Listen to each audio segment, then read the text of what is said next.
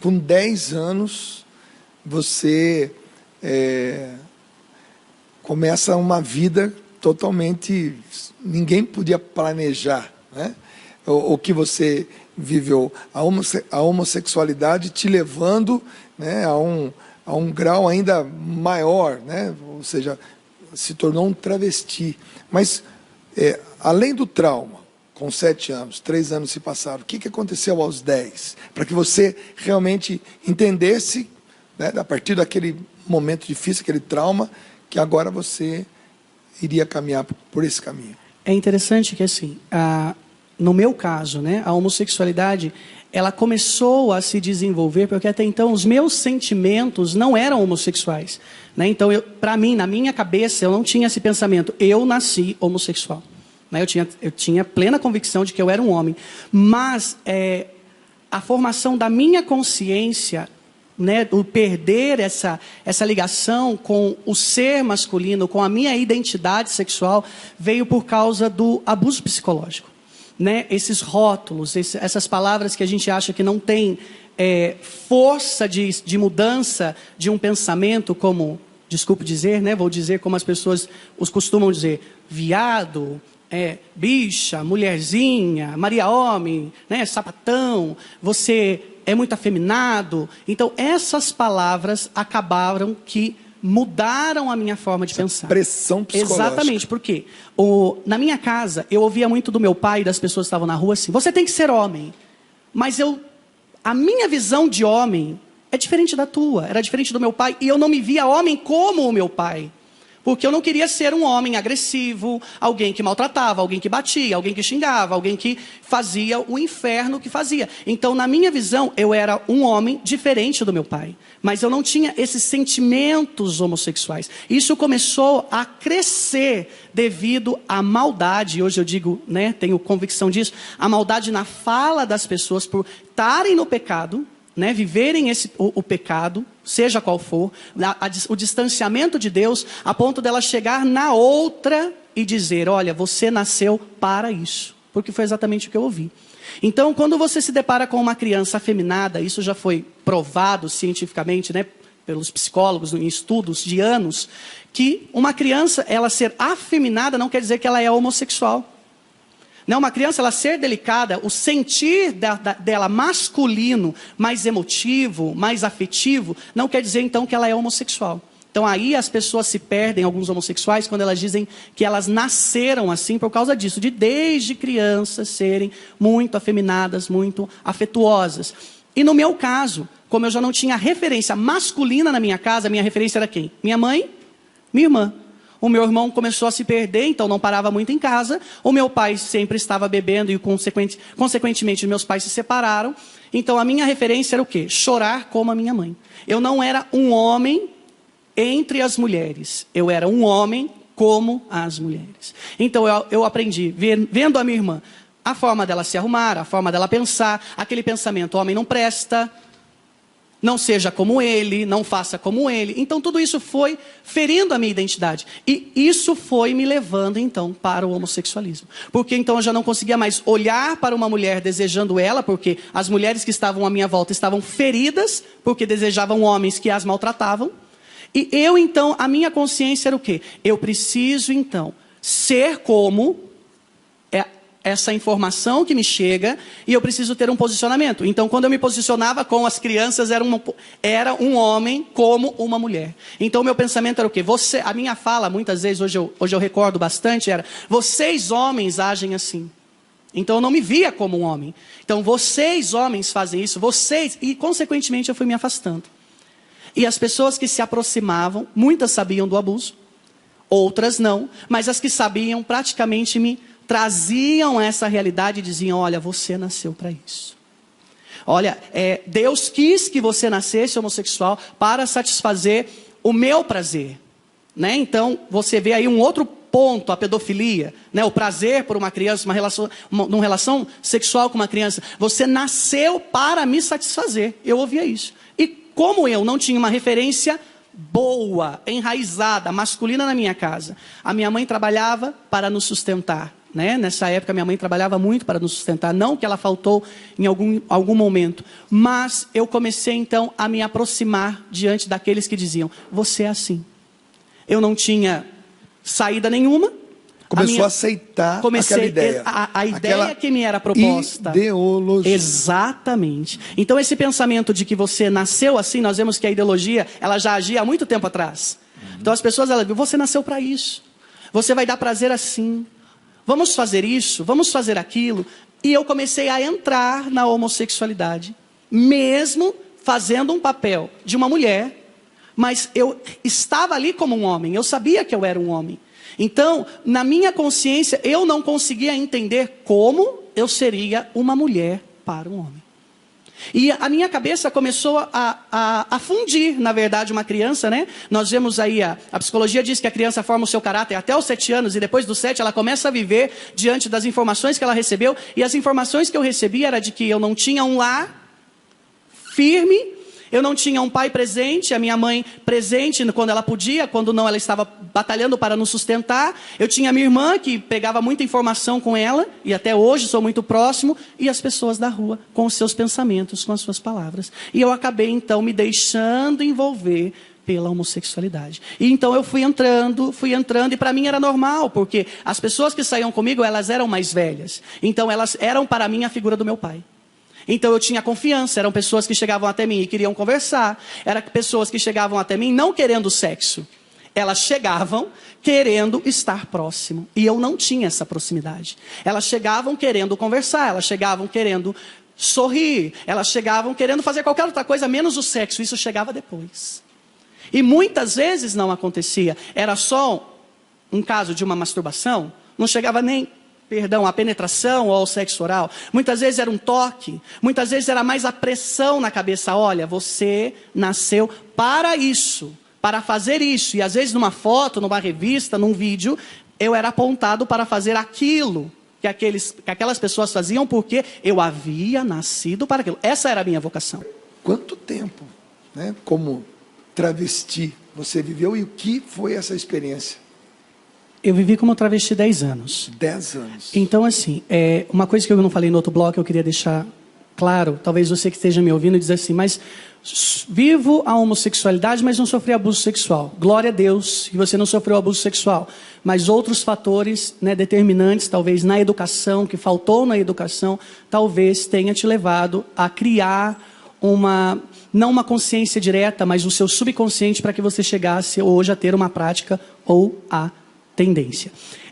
Eu lembro que quando eu comecei a prostituição já, né, meus pais não sabiam, obviamente, minha mãe não sabia, ainda como um homem, né, ainda uma criança, eu me lembro que com 11 anos para 12 anos, eu estava com um rapaz e ele parou num bar que era de frente com o convento de Santa Clara, em Taubaté, que foi um dos últimos lugares que eu fiquei antes de conhecer Jesus.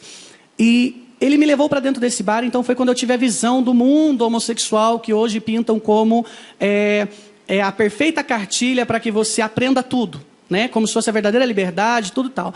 E ali eu vi muitas coisas, eu vi pessoas dançando, eu vi pessoas bebendo, eu vi pessoas se divertindo, vi pessoas transando, né? Porque é isso que uma boate homossexual tem a oferecer para nós nos dias de hoje.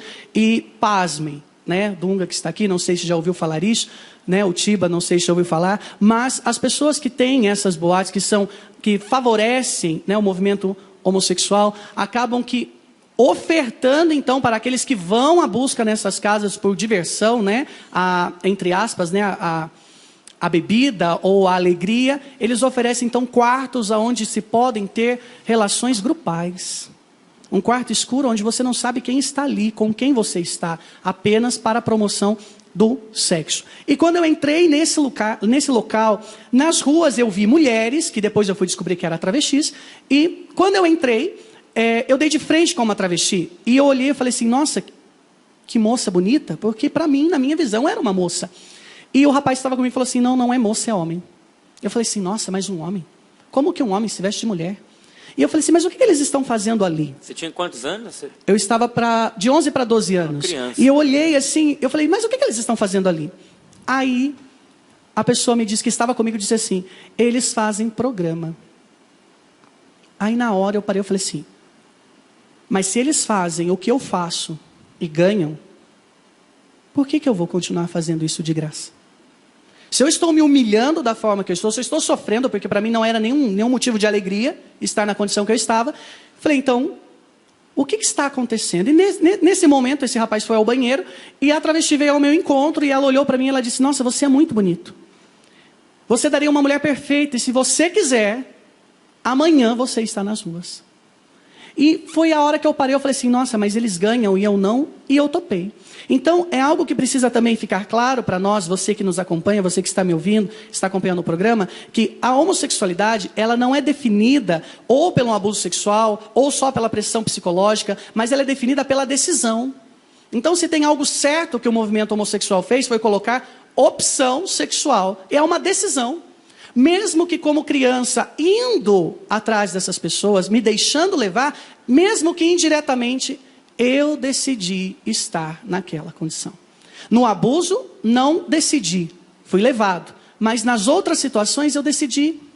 Então, houve consentimento, mesmo que indireto da minha parte. Né? Então, onde as pessoas elas dizem que elas querem tirar a culpa de si. Né? O Tiba dizia, né, que sou um milagre. E eu costumo dizer por onde eu passo, eu digo, eu não sou um milagre.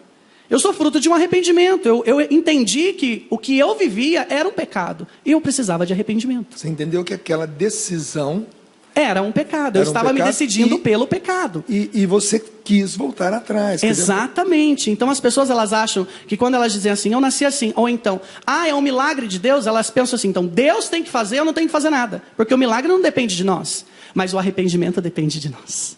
Né? E Santo Agostinho ele diz muito claro quando ele diz assim, o Deus que nos criou sem nós, não quis nos salvar sem nós. Então Deus quis a minha resposta. Né? O parágrafo 2002 do Catecismo diz que a livre ação de Deus pede a livre resposta do homem. E eu precisei responder.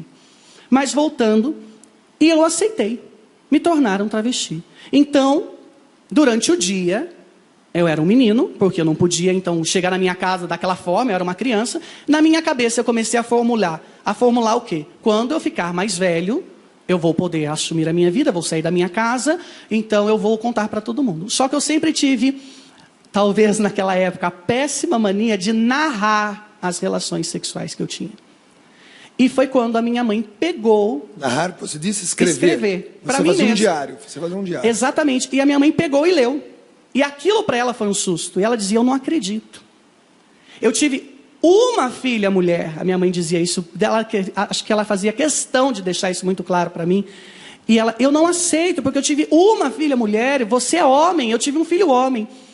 E aquilo já não confrontava com a realidade que eu estava vivendo, porque eu não me via mais como, de certa forma, como um homem. Eu tinha um pênis, uma estrutura masculina, mas o meu pensamento não era. E quando então eu decidi me tornar um travesti, todas aquelas pessoas que estavam ali, aconteceu com o quê? Com uma formação. Olha, você precisa aprender a sentar como uma mulher, a pensar como uma mulher, a falar como uma mulher, a agir como uma mulher, a gesticular como uma mulher, a olhar como uma mulher, a se pentear, a se maquiar, tudo como uma mulher. Então as minhas referências passaram a ser mais fortemente minha mãe e minha irmã, porque estavam muito perto de mim, e as travestis que estavam comigo às vezes na rua à noite. Ou então quando eu precisava sair à tarde com alguém, eu tinha que buscar uma foto, eu tinha que buscar uma revista, eu tinha que buscar alguma referência para tentar então me viver essa caricatura, né, me caracterizar de uma mulher para poder então ir para essa situação.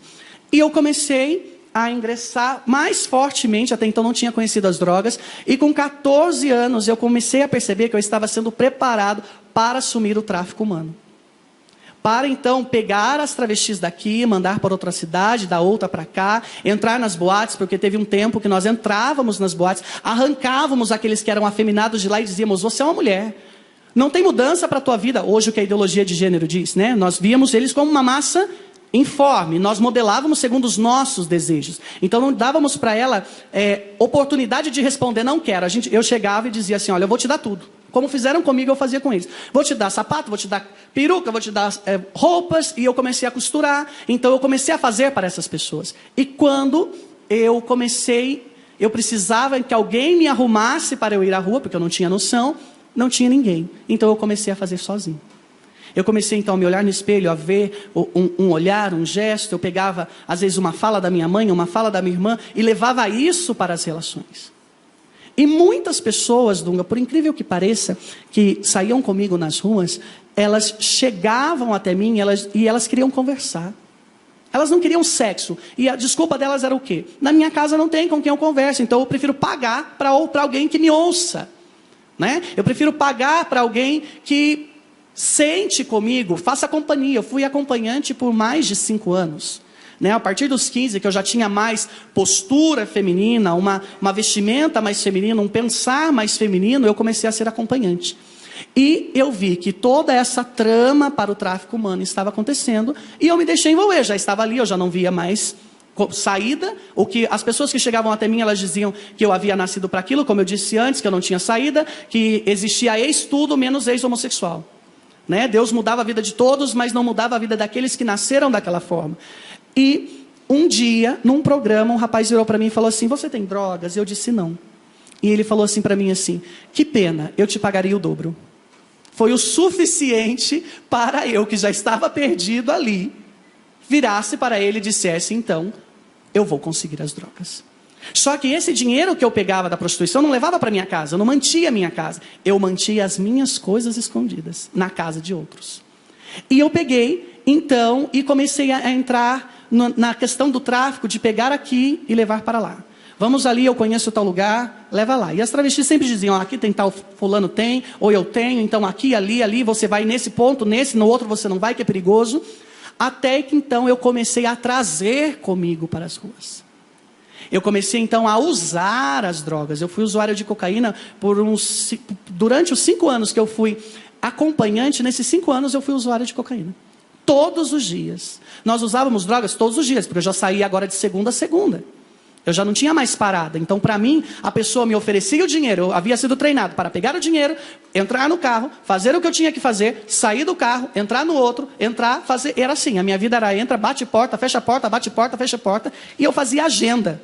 Hoje eu tenho esse, amanhã o fulano. Rafael, e era comum a ligação da droga com a prostituição? Sim, é comum até hoje. É muito comum. É comum e fácil. É como eu ir à padaria e comprar um pão. É porque coisa é eu falar dessa ligação. Outra coisa é você que viveu anos lá dentro. Está tão ver próximo. A ligação do mundo da prostituição e com as drogas. Né? Está próximo de você. Por quê? À noite te oferece o sexo e te oferece a droga. E quem tem a droga e tem o sexo, tem tudo. Agora, Rafael, quem está em casa, volto a dizer, está respirando fundo, mas o programa tem que acabar à meia-noite. Então, a gente precisa saber qual foi aquele momento, Rafael. Você falou do carnaval. Como é que foi? Porque para sair de tudo isso, a gente imagina, não tem como sair de tudo isso, né? Desde os 7 anos, aquela violência toda, depois a pressão psicológica, depois a iniciação na homossexualidade, depois a iniciação como travesti. Uma decisão apenas E a gente fica imaginando como. Começa a narrar para nós, porque esse programa hoje teria que ter 4 horas de duração, né? Mas nós não temos 4 horas. Como é que aconteceu esse encontro com Deus? Eu lembro que eu estava na minha casa e eu fiz o melhor para sair para a rua. Nessa época eu já não estava mais... Desculpe, não estava mais saindo diretamente nas ruas, porque havia sido jurado de morte por causa do tráfico de drogas e o tráfico humano. Então eu comecei a ter clientes fixos. E nessa época, neste dia, era uma sexta-feira, eu tinha comigo drogas e dinheiro para dar às travestis irem para a Itália, que é um ponto grande, um polo grande de prostituição, e eu iria com elas para deformar o meu corpo. Iria colocar o silicone no peito, na cintura e aonde precisava para me tornar uma mulher. E eu fiz o melhor para ir para a rua. A melhor roupa, o melhor cabelo, a melhor sapato, o melhor que você pode imaginar, eu comprei, e o que eu não comprei eu fiz, para que eu fosse para a rua. E quando eu fui sair, eu morava com a minha mãe está aqui, não me deixe mentir, eu acho que eu nunca disse isso próximo da minha mãe. Eu já saí da minha casa, a minha mãe estava de joelhos rezando, nessa época minha mãe havia se tornado protestante, né, por causa de algumas situações que aconteceu na igreja, de que ela tinha que aceitar o que aconteceu, que era a vontade de Deus, e ela não queria, e ela acabou sendo acolhida pelos irmãos, para que ela buscasse então uma esperança. E eu cheguei para ela e eu falei assim: mãe, me dá sua bênção, eu preciso ir embora. E a minha mãe se levantou, ela olhou nos meus olhos, ela disse assim: eu estou cansada da tua vida. Deus falou para mim que um dia eu e a minha casa serviremos ao Senhor. Eu olhei para ela e falei: mãe, eu não tenho tempo para isso agora. Porque a minha mãe sempre vinha da igreja, ela dizia assim: alguém perguntou de você no culto. Eu falei: quer ver que alguém saiu comigo ou me viu na rua e falou? Eu dizia: quem? Ela dizia: Jesus. Jesus perguntou de você. E eu calava. E nesse dia, ela olhou diferente nos meus olhos. E quando eu disse para ela que eu não tinha tempo, ela segurou nos meus braços, né, como eu estou segurando o catecismo. E ela me deu um chacoalhão, assim, eu costumo dizer que só mãe sabe dar chacoalhão. Olhou nos meus olhos e ela disse assim: você não está entendendo. Deus falou comigo que eu e a minha casa serviremos ao Senhor. Você está me entendendo? E eu falei assim: mãe, eu estou entendendo. Me dá a sua bênção, que eu preciso ir embora. E tinha um carro me esperando, para que eu fosse para a rua. E quando eu entrei nesse carro... Para a rua, para o programa. Para o programa. E quando eu entrei nesse carro, eu nunca entrei num carro para não fazer nada. E esse rapaz não queria nada. E eu falei assim, pensei já comigo, alguma coisa estranha está acontecendo. Eu com dinheiro, com as coisas na bolsa. Desci na esquina, no convento de Santa Clara. E quando o convento ficava no meio de uma avenida. Né? No lado direito estava o convento, eu estava do esquerdo. E ficávamos em 15 travestis, e a maioria delas, quem tinha colocado na rua era eu. E quando todas começaram a sair e eu fiquei sozinho na rua, eu falei: meu Deus, eu vou morrer. Alguma coisa vai acontecer. E eu dizia assim: poxa, todas estão saindo. Com quem eu saí não quis nada comigo, eu não fiz um centavo. Eu não posso ficar sem dinheiro. Aí parou um carro no lado do convento de Santa Clara. Eu costumo dizer que Jesus pagou o meu último programa, porque eu não lembro quem era, a fisionomia, nada, nome. E uma travesti muito escura entrou, foi para a direção do carro, colocou a cabeça dentro do carro, tirou rapidinho e deu um grito bem alto, falou assim: loira! E eu era loiro na época. Ele disse assim: ele disse que quer você, e se não for você, ele não quer outra. A noite é com ele. Eu falei: com ele? Mas eu não saio com ninguém da rua. Eu estou jurado de morte, vai acontecer alguma coisa comigo. E daí na hora, a pressão na minha cabeça, mas ao mesmo tempo vinha: você não fez um real. Você que colocou todas na rua, você vai ficar por baixo, rebaixado e tal. E eu falei: não, eu vou. Nessa época já andava armado, com giletes debaixo das unhas, debaixo do cabelo, na boca, se precisasse cuspir, precisasse morder. Era aquele velho ditado: que tiver que chorar, que chore a mãe dele, não a minha. Então, na noite, ou era matar, ou era morrer. E eu fui. E quando eu coloquei a cabeça dentro do carro, ele virou para mim e disse assim: quanto é? E eu disse: é R$50. E ele falou assim: então entra. E eu entrei, sentei, como eu estou aqui. Ele tirou o dinheiro, me deu o dinheiro. Eu peguei o dinheiro, guardei na bolsa, que estava comigo. Ele olhou nos meus olhos e disse exatamente assim: volta, aqui não é o seu lugar. Você sabe quem mandou dizer isso para você. E naquele momento eu parei. Eu falei assim: que situação estranha. E desci do carro. Parecia que eu tinha saído do corpo, assim, sabe? Não via mais nada. Só a voz soava no meu ouvido: volta, aqui não é o teu lugar. Você sabe quem mandou dizer isso para você. E eu desci. Parei na esquina e a rua ficou morta. Eu falei: Deus, vai sair alguém do buraco da árvore, vai me dar um tiro, vai acontecer alguma coisa comigo e eu preciso ir embora. E eu falei assim: eu vou chamar uma mototáxi. E eu fiquei olhando para o morro e o carro não estava mais ali. E se você, eu costumo dizer isso até a minha esposa, se você me perguntar qual era a placa dos carros que eu saí, eu sei dizer até hoje, eu tenho uma memória muito boa. Nomes, cor de carro, tudo. E esse eu não sabia dizer. Chamei a mototáxi, fui para a casa da minha mãe. Cheguei na porta da minha mãe, fui tirar o dinheiro da bolsa para pagar. Cadê o dinheiro? Não tinha dinheiro. Eu entrei em desespero. Falei: o dinheiro que eu acabei de guardar, como o catecismo está aqui do meu lado, não estava aqui. E eu falei para ele, eu falei assim: olha, moço, espera, eu vou entrar para pegar o dinheiro para te pagar. Ele disse: não precisa pagar, volta. Lá não era o seu lugar, você sabe quem mandou dizer isso para você. E eu falei assim: o quê? Abri na porta assim, né, o meu portão, e eu dizia: vocês estão malucos? Eu bati na porta da minha mãe, isso era 5 para a meia-noite, eu havia saído 11 horas, né, às 23 horas, e eu bati na porta, e a minha mãe se levantou, abriu a porta, e ela dizia: ué, você não ia viajar, você não tinha que sair, não tinha compromisso? E eu falei: mãe, umas pessoas estranhas passaram na rua, começaram a falar umas coisas que eu não conseguia entender. Aí a minha mãe olhou, e eu creio, até hoje eu creio que ela estava olhando para o céu, ela olhou para o teto, e deu uma risada, ela dizia: volta, lá não era o seu lugar, você sabe quem mandou dizer isso para você. Nessa hora nós caímos de joelho, Dunga. Choramos a madrugada toda.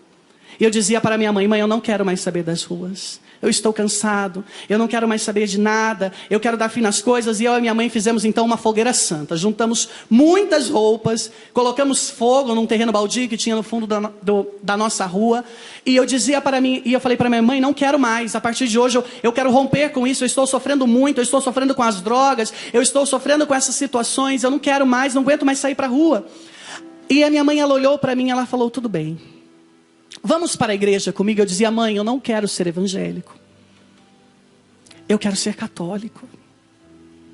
Se eu tiver que ir para a igreja, eu quero voltar para a igreja onde eu ficava de joelhos diante do Santíssimo, que eu não sabia que era, porque eu sei que lá é o meu lugar. E a minha mãe, ainda no protestantismo, ela dizia: pois então eu vou te levar para a igreja católica. E no outro dia, no sábado, que era então para eu estar viajando, estava acontecendo o Réveillon de Carnaval. E quando eu entrei na igreja de Santo Agostinho, no bairro do Secap, a minha mãe mora lá até hoje, eu dei de frente com Jesus Eucarístico. Enquanto você fala, eu vou pedir para que sua mãe e a sua esposa venham e fiquem aqui atrás de você, né? Porque essa mãe aí, eu vou dizer para você, eu já vi muitas mães, muitas esposas, né? Mas essa mãe aí, olha, a senhora vai rezar por muita gente a partir de hoje, viu? Mas continua, querido, vai lá. E ela dizia assim: você fique então aí, já que aí é o seu lugar. Você quer ser católico? Fique aí. Dei de frente com Jesus Eucarístico. E eu comecei a me recordar então na minha infância, nas vezes que eu estava na igreja, Jesus era exposto. E ali eu comecei a chorar, e veio toda a minha vida, veio toda a minha história. Eu saí daquela situação, fui para minha casa, eu cheguei no rebanhão, e eu ouvia de algumas pessoas assim: o seu lugar não é aqui. Porque na madrugada eu raspei a cabeça, eu arranquei o cabelo, eu não tinha mais sobrancelha na época, que era melhor para me maquiar. Então eu raspei a cabeça e eu fui careca, parecia uma pessoa com câncer, magro. E eu dizia: não, eu vou ficar. E as pessoas diziam: não, o seu lugar não é aqui, a igreja não é para você.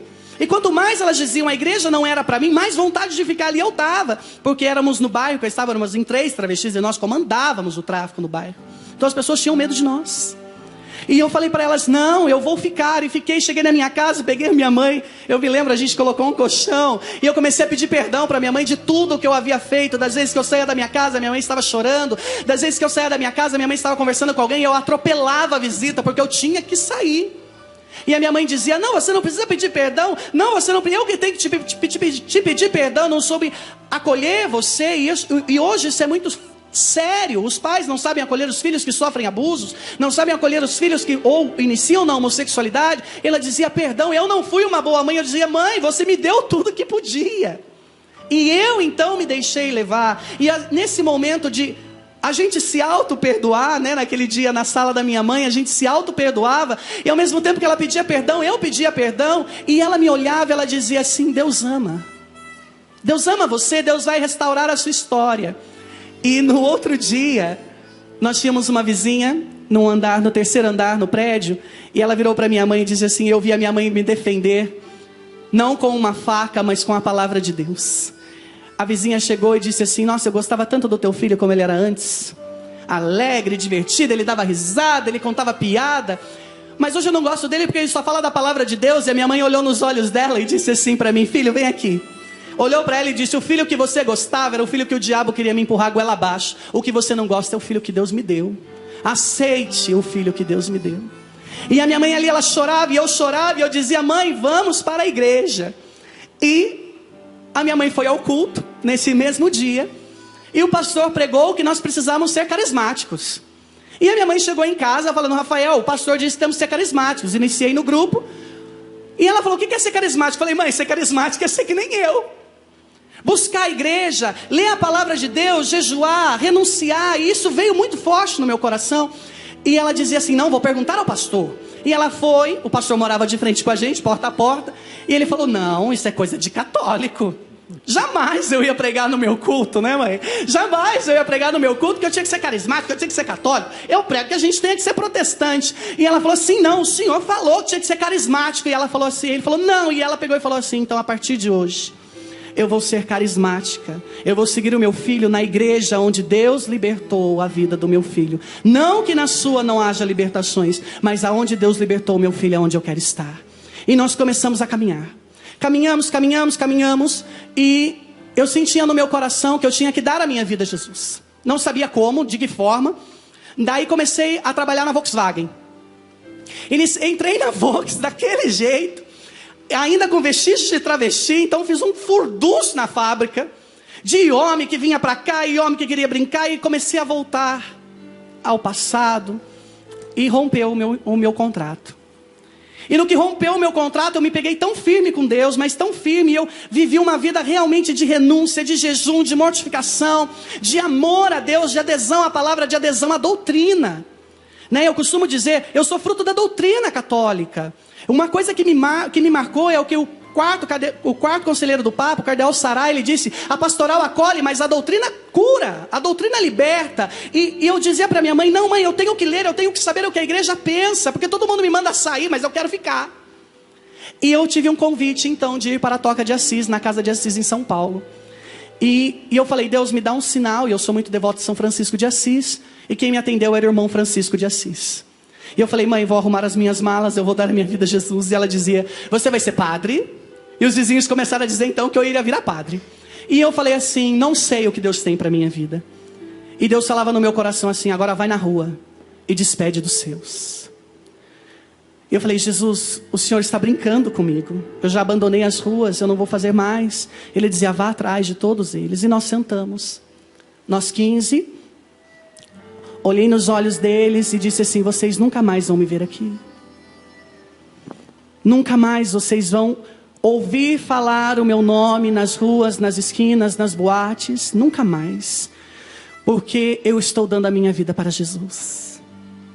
Eu conheci um homem que foi além do meu pecado. Eu conheci um homem que não quis abusar do meu corpo. Eu conheci um homem que não quis falar palavras doces ao meu ouvido. Eu conheci um homem que não quis me drogar para me amar. Eu conheci um homem que entrou na minha vida, e é esse homem que eu quero ter um caso a partir de hoje.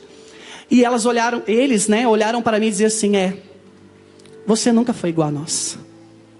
Nós sempre notamos algo diferente em você. Eu falei: pois bem, então não volto nunca mais. Fui para São Paulo, fiquei 3 meses, a Casa de Assis ocorreu de fechar, e eu tive que voltar embora. E quando eu voltei embora, eu conheci a Valéria, que hoje é minha esposa. Eu estava pregando num retiro, a Valéria foi acompanhar um outro irmão. Chega mais pertinho. Né? Da comunidade que ela participava. E nós nos vimos de relance, assim. Eu vi a Valéria me viu no palco pregando. E nada demais, não nos falamos, nada. E a Valéria era uma pregadora muito conhecida na diocese de Taubaté. Então, quando a Valéria ia, eu buscava ir, porque eu queria pregação, eu ia em tudo. Eu ia e levava minha mãe. Nós íamos em tudo. E a Valéria estava e pregava. E um dia eu cheguei na Valéria e falei para ela assim: Valéria, você não quer ser a minha mãe espiritual? A Valéria pregou sobre o sangue de Jesus. E nessa época eu já estava louco o sangue de Jesus. Eu escrevia a ladainha na parede do meu quarto. E eu só sabia rezar o sangue de Jesus, o sangue de Jesus, o sangue de Jesus. E quando ela pregou o sangue de Jesus, aquilo explodiu no meu coração. E ela falou assim: tudo bem. E nessa época eu havia saído da Volkswagen, após a primeira etapa como um travesti, lá com vestígios, saí, voltei como um homem de Deus, e foi um barulho só naquela fábrica, e fui mandado embora, e já não tinha mais meios de sustentar a minha casa. E eu falei para a Valéria assim: Valéria, eu estou passando necessidades, eu venho para esse grupo que eu participo, 2 horas a pé de vinda e volta. E a Valéria entrou em desespero, e ela me deu umas coisas, uns escritos de São João da Cruz, e eu estava rezando muito para São João da Cruz, e a Valéria de moto, não tinha capacete para me levar, não tinha nada, fomos embora, depois não nos falamos mais, né? Fiquei sabendo que a Valéria ia pregar em tais lugares, e eu ia em tudo que ela estava. E antes até de namorar a Valéria, eu namorei uma moça, e depois que eu namorei essa moça, nós rompemos. Foi um namoro santo, namoro de Deus. Eu fui até a Valéria dizer: Valéria, eu terminei com essa moça. Né? Não tenho mais. Porque eu vi que eu podia estar ainda no mundo, vivendo ainda essa situação. Eu falei: eu não queria mais. E eu cheguei na Valéria e eu falei: vamos orar. Né? Nós nos conhecemos pela oração. Eu falei: vamos orar. E o projeto da missão começou a crescer, da missão Chamas Abrasadoras, começou a crescer no nosso coração. E Deus falava para mim assim, olha, você não está olhando para a Valéria da forma que eu quero. Eu falei, Deus, que forma que o Senhor quer que eu olhe para essa mulher? Eu respeito ela, eu dou a paz de Jesus, eu abraço. E Deus um dia falou, leve a Valéria para a tua casa e você vai fazer um gesto na Valéria. Vou contar isso, a Valéria não gosta muito que eu conte isso, mas eu vou contar. E Deus virou para mim e falou assim, passe a mão no rosto da Valéria. E eu passei a mão no rosto da Valéria, com o olho fechado, e eu também, me deixando mover pela ação do Espírito. E de repente a Valéria me deu um mata-leão no pescoço e me deu um beijo, né? Eu costumo dizer, ela enfiou a língua dentro da minha boca e começou a me beijar. E eu perdido ali eu falei, meu Deus, tudo acontecendo assim, né? Uma hora um vem assim, outro vem dessa forma. E aí então começou a nossa história. Nós namoramos, nós casamos e hoje estamos fazendo a nossa história, uma vida nova. Não é fácil. As pessoas procuram a nossa comunidade porque nós trabalhamos com os homossexuais e elas dizem assim, Rafael, quero deixar o homossexualismo, né? Não quero mais ser homossexual, não quero mais ser travesti. Elas acham que é só confessar o pecado e Deus vai vir e plim, mudou a vida dela. Ela não vai precisar renunciar, ela não vai precisar mortificar, ela não vai precisar rezar, ela não vai precisar comungar, ela não precisa ter vida eclesial, ela não precisa aderir sacramento. E muitos desistem. E eu digo para elas, filho, até hoje eu luto com desejos contrários, com pensamentos contrários, com as flechas do maligno. Você precisa então hoje decidir. Eu não prego, eu não dou testemunho para que você case como eu casei, ou para que você seja um padre. Eu dou testemunho para que primeiro você se veja como filho de Deus. Primeiro se aceite, algo que esse Laudato Si, né, esse louvado seja, esse documento do Papa Francisco, no parágrafo 155, ele diz que nós precisamos aceitar o nosso corpo como dom de Deus, e se nós não nos aceitamos, como que nós vamos querer que os outros nos aceitem? E eu cheguei à minha esposa, eu dizia, olha Valéria, a minha situação é essa. Com você, quero vencer. Com você, quero ser alguém melhor. E hoje nós estamos com a comunidade. Meu casamento está aí de ventre e polpa, né? Muitos diziam que eu não ia casar, que eu não ia ser um homem de Deus, que eu havia nascido para isso, que pau que nasce torto morre torto. E eu assumi para mim uma frase de que Jesus é um carpinteiro e Ele pode desentortar toda a madeira, todo o pau torto. E eu ouvi a sua canção, que ela diz uma pequena melhora, um motivo para comemorar. E quando eu ouvi isso, Dunga, eu chorei, porque é o que eu vivo todos os dias. Amém. Uma pequena melhora, um passo após o outro, como diz Santa Teresinha, é aos poucos. Deus vai te forjando, Deus vai forjando o teu caráter, Deus vai forjando a tua consciência. E eu digo para você, pai e mãe que nos veja, cuidado com o que você leva para dentro da tua casa, pornografia, palavras, pensamentos, o próprio adultério. Filho, cuidado com aquilo que você busca nos seus pais, que você não encontra e quer buscar naqueles que estão fora. Esse foi o meu erro.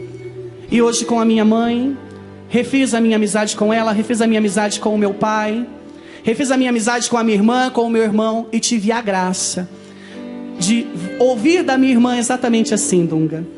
Porque hoje você é um homem de Deus, batiza o meu filho. Eu quero que ele seja um homem de Deus como você. Eita, coisa boa. Queira ser um homem de Deus.